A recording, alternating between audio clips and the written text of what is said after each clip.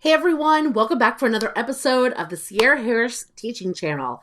I am so excited that you're tuning in because I have an episode today that I just know you're going to love. Close reading tips. So close reading is one of those buzzwords, right? That's been thrown around now for years, but there's a lot of merit behind it. It's a really great strategy to teach your students so they have that in the pocket and they can use it when they need it. So today I have 3 very quick and very actionable things that are going to help you implement close reading in your classroom. All right, so let's jump right into tip number 1 when we're talking about close reading.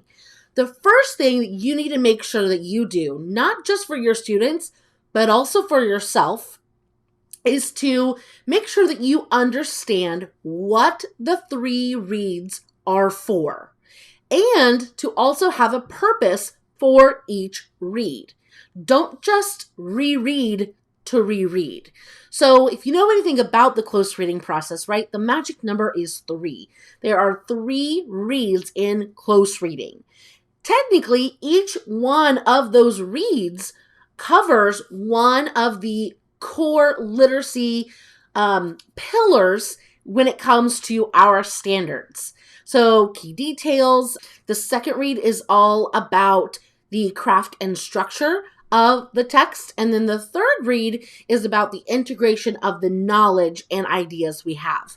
So those are the 3 different pillars in our standards for reading. So all of our standards fall under one of those 3 pillars. So we need to make sure as teachers that we understand what that means. What does that mean when I'm reading, read 1, read 2, read 3? And do our students understand that as well? Do we have a purpose for when we are reading the very first time? What are we reading to do? What are we reading to understand here? When we do our second read, what again is the purpose? The purpose should not just be to understand the text better. No, what are we going back to reread for? So for like the second read, maybe we are looking for the structure of the passages or of the text to help us better understand the main idea. So that would be a great purpose for when we're going back and rereading the second time. Then maybe when we read a third time, we are looking for evidence to help us answer this question that takes our understanding of the text beyond the text itself. So it's one of those more open-ended type questions that goes beyond the text, but the students have to go back and find pieces of evidence to then help support the answer to that question or their answer to that question. So you need to make sure that we're not just reading again, and answering random questions. That's not what close reading is about. So make sure that you do your research, you understand your 3 reads, and make sure your students understand the 3 reads as well, more so that they understand a purpose for each read. We have tip number 2 on close reading, and it is to model everything, especially annotating. So the second read of every close read is what I call reading with a pencil. So this is where the students pick up their pencil, they're diving deeper into the text, and now as they read, they're annotating. That basically means that they're marking up the text in some way. They're underlining things, they're putting question marks around things, they're circling unknown words, they're writing a question that they had out to the side. Maybe they're writing a connection out to the side. Really, there's no wrong or right way to annotate a text. So the thing about annotating is it is not a natural process of reading. When we teach reading, we don't already teach annotating with it. So this is something brand new. So modeling how to annotate a text is going to take a lot of time. Do not jump into close reading and expect your students to be able to annotate after 1 or 2 lessons. It's going to take a lot of time, okay? So make sure that you're modeling that like crazy. The other thing to remember about annotating, again, is there's no wrong way to do it. So as long as your students are annotating to better understand the text for themselves, they're doing it correctly. So you can start by giving some suggestions. And a lot of the close reading resources that I have in my store for teachers, I do provide an annotating symbols page and bookmark for the students to use, but those are only suggestions. You can create whatever annotating marks and ideas that you want or that your students want to do as well. Maybe having your students even create them with you, again, creates more buy-in with your students, so they're more apt to use those actual symbols because they know what they mean because they helped create them. So again, it's not about, did you star something? Did you heart something? Did you put a question mark somewhere?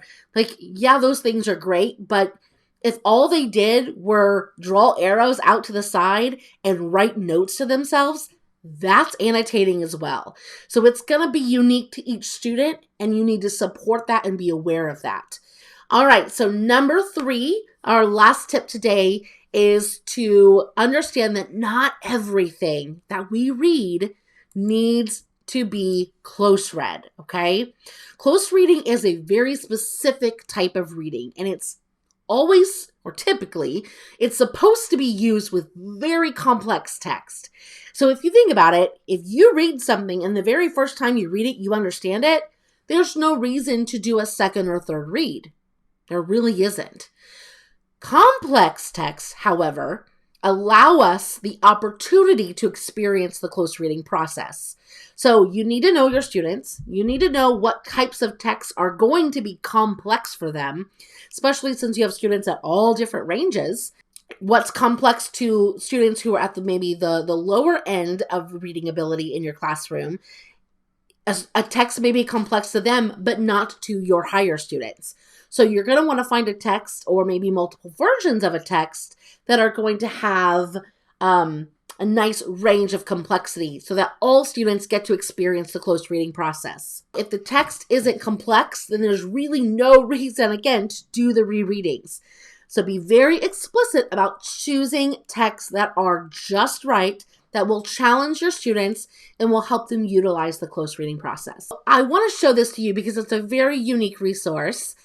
This is my Close Reading Toolkit. It's something that I designed when I was still teaching 3rd grade because I found that close reading is very different, but it's also very hands-on process. Like, we're really getting dirty, as I taught my kids, really getting down and dirty into the text. So I created this Close Reading Toolkit, and I thought other teachers might like it too. But basically, it has a lot of tools for the students, but it also has a lot of tools for the teachers. So you can see in the picture here, there's a lot of different pieces to the toolkit. The piece that is on the manila envelope, that's the actual toolkit that you create for your students. So every student in my class had a toolkit that had sticky notes. It had the little sticky flags. We had a little magnifying glass just because that was super fun, right? They had many anchor charts. Maybe they had a bookmark, a special pen, highlighter, anything that they would need when we actually are doing close reading. Then on the teacher side, I found it very beneficial for me to have a close reading planning template because, again, it's all about being very explicit when you're working on close reading. So the planning template is in there. I also provided questions to do for each read, and then I also have some really fun engagement strategies that you can do when teaching close reading. So this may be a resource that if you want to spice up your close reading, help your kids get more motivated in it, definitely make sure to check out the Close Reading Toolkit. I will make sure that the link to that is in the video description below as well. So thank you so much for tuning in. I hope I gave you some new things to think about when it comes to close reading. Again, if you have any questions, comments, concerns, anything you want to share about close reading, drop me a comment below and let me know. I'll be happy to help you out there. So thanks so much for tuning in. Go check out the Close Reading Toolkit, and we will see you again in the next episode. Thanks, everyone.